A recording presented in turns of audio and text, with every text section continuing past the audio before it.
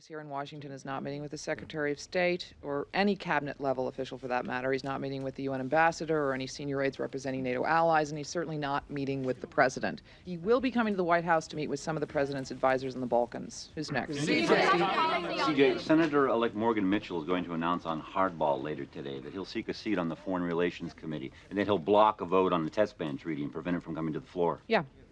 Any thoughts? We'll have a ratified comprehensive test ban treaty. Mitchell says over his dead body.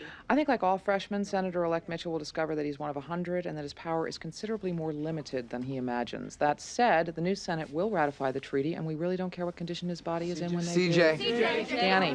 Has the president considered ordering a lame duck session so the current Senate can vote on the treaty? Okay, anybody but Danny? CJ. No.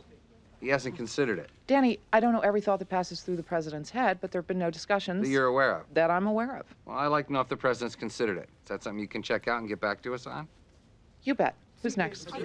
She walked into it. She knows it, too. Walked into what? She can't confirm that the president hasn't considered it unless she asks the president if he's considered it, at which point he'll have considered it. That sounds pretty stupid. It was a better organized thought when it was in my head. Is she almost done? She's wrapping up. Let's go. Has he considered it? No. Why not? Why should he? If he thinks he has a better chance of ratifying the test ban treaty with this Congress than the new one. He doesn't. But if Morgan Mitchell's Not a factor. Josh, the Occupational Safety and Health Administration. No. OSHA. How do you change subjects so fast? Josh, I mean it. How do you go from a test ban treaty and a lame duck Congress to OSHA? Because I mean, do you know how many people acquire carpal tunnel syndrome? It shouldn't surprise you to learn that I do not. 600,000 Americans a year. Do you have any idea how painful it is? Donna, in the scheme of things, who really cares? Do you have any idea how painful it is? Yes. Pain in your forearm, no grip. You lose the ability to pinch. People who lose the ability to pinch, I gotta tell you, I don't know from where they summon the will to go on. You guys are on the wrong side of this. Aren't you one of you guys? Not on this. CJ. I know. You walked right into it. There was no other direction to walk. Now, please, just answer no to this question. Has the president considered it? No. Good. Listen, Not that I know of. Josh. He hasn't. listen. What? He should consider it. You should consider it right now. Mitchell's not going to get a seat on foreign relations. There isn't a seat open on foreign relations. There's a seat open on appropriations. Casey will move? What do you think? What's going on? Casey wants appropriations, and he has the seniority. So we'll have to give up budget. Which Taglio will jump at in a second, which clears the way for Newberry and Senate Armed Services. Newberry leaving opens up judiciary. Now, who wants to be named Attorney General under the next Republican president? Howard Weston. That's right, so he takes the seat on Judiciary. Vacating his seat on foreign relations. So there's a seat open on foreign relations. It doesn't mean Morgan Mitchell's going to get it, right? Yes, it does. Why? Because nobody else is going to want it. Why? Because there's no money in it. Senate Foreign Relations Committee has no control over money, so there's no lobbyists, which means there are no fundraisers. The Constitution says under extraordinary circumstances. It's a treaty that's vital to national and global security. What kind of extraordinary circumstances do you have in mind? These people Sam, are... you've been studying this. Do you think we have less of a chance with the new Congress? I think we have no chance with new Congress. And while I've never lived through a massive nuclear explosion of radiation decimating all forms of life in a 200-mile radius, I've seen pictures. And I couldn't agree with Josh more on his interpretation of the extraordinary circumstances clause in the Constitution. Is Leo free now?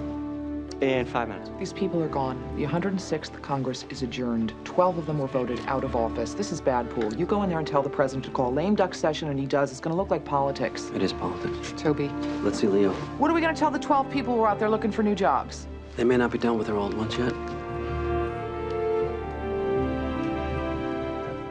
Casey's going to want appropriations. And he has the so seniority. he'll have to give up the budget. Tagley will take that. Which clears the way for Newberry and Armed Services. Newberry will vacate his seat on Which Judiciary. means Weston leaves foreign relations. And that's where Mitchell comes in. Guys, it's like running the country with Barnum Bailey and his sister Sue. Mr. President, the point is... Leo, would it be possible for just two of them to speak at once? Toby.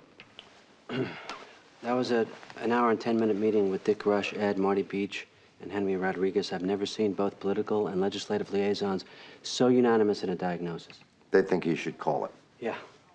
Mr. President, we have a better chance of winning now than a month from now. Not only that... Sam. Sorry. Toby.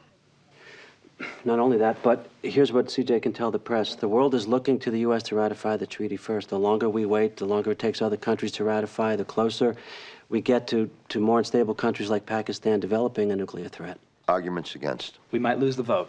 That'll hang around our necks for 2 years. The Senate will be pissed off. That might stall confirmation. And can I just add that a senator-elect announcing what committee assignment he'd like is not what the founders would have considered an extraordinary occasion. An extraordinary occasion is whatever the president says it is. An extraordinary And that language is occasion, clearly the intentionally vague. success Now, or they may be failure pissed of a off if they nuclear forget test whether treaty. Sam? This will be hard to justify.